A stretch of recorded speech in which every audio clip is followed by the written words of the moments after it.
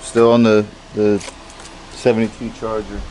I had two drive shafts. When I got the car, when I took possession of the car, there was a number of parts, and this car had small block and big block, and there was a ton of parts to sift through, and I didn't really know a lot about the car at the time, and I didn't have a lot of time to do research when I was collecting these things. I don't know which one was in the car. Before I choose the one, I've got to install the drive shaft so that I can check the length, and then I can also check the fitment of this yoke around the spline of the 727 transmission.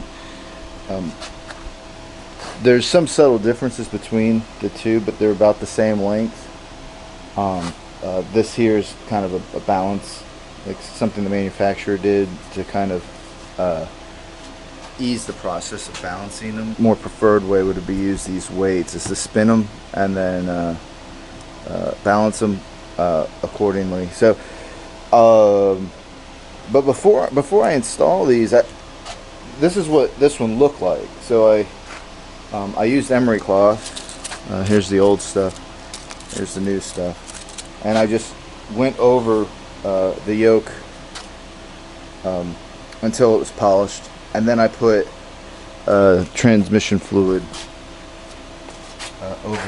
over the yoke so that I would avoid any kind of damage to the rear transmission seal, the tail end seal there. So I just kind of wanted to talk through that. I'll demo a little bit of basically the process of cleaning this up in case you have to do that, or in the event that you're in the same position where you're trying to figure out if the drive shaft's worth rebuilding or not. This video will hopefully serve you well. So let me just demo cleaning this up. It'll look like this. I won't do the whole thing, obviously. It's just a little sample here to kind of give you the gist of it.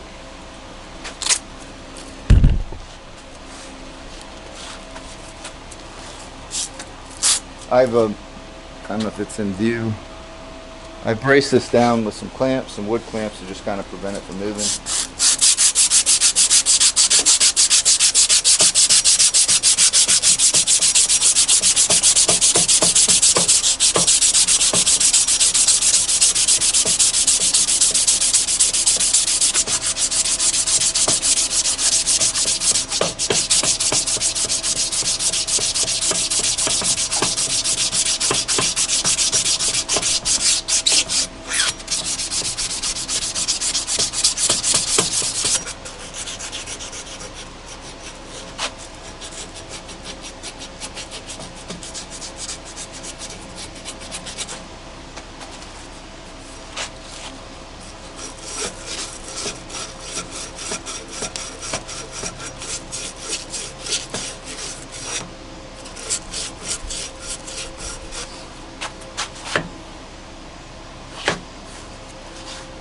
So there you go.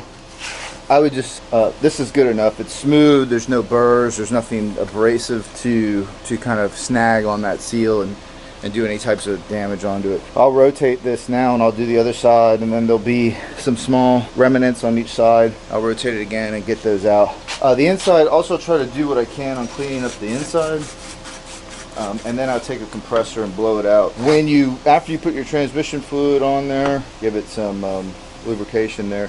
I'll fit it, and then I'll rotate it while it's in park to see if there's any play. Now you have to realize that that even in park, your spline will move some. There's some play there, so you got to pay as close attention to see if there's any play in the spline. And then also you're looking for about an inch to stick out of past the seal, somewhere around an inch. And then of course putting the rear universal joints inside the rear differential, so that way you can tell you've got a good fit. So 1 inch here. You can see I pretty much did the whole thing here. We've got just a little bit left. And so I'll take one of these small wire brushes in here.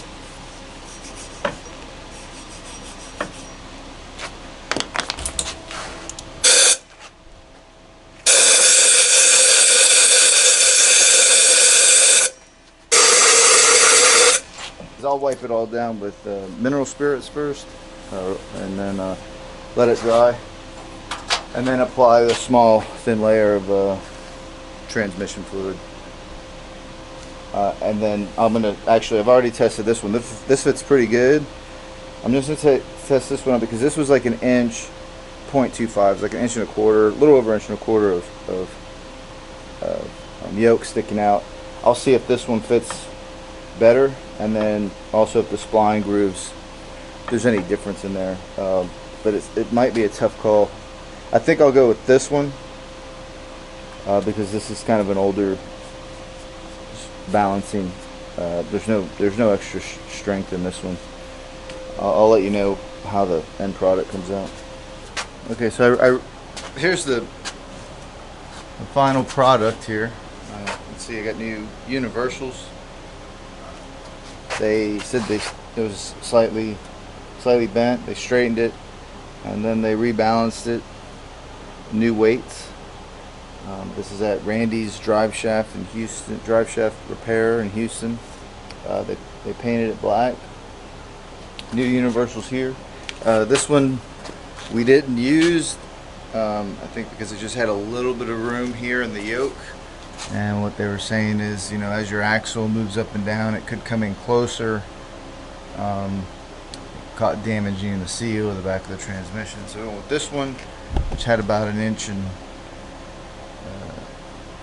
3/8 spacing here, so I'm going to go ahead and put this in. Not really going to record that. Putting a drive shaft in is pretty easy. You slide this onto the back of the transmission, you lift it up, and you put in your universals on your pumpkin, and you bolt them down, torque them down. So yeah, this is the last component to getting a full drivetrain. One thing they did have me do is measure from the back of the transmission, the very flat part of the tail, transmission tail, right where the seal goes in, to the very surface of where the universals joints go in. As I was saying, they asked you to measure from here, the surface of here, to the surface here. You've got the seal in the way, but just kind of make sure you account for that, and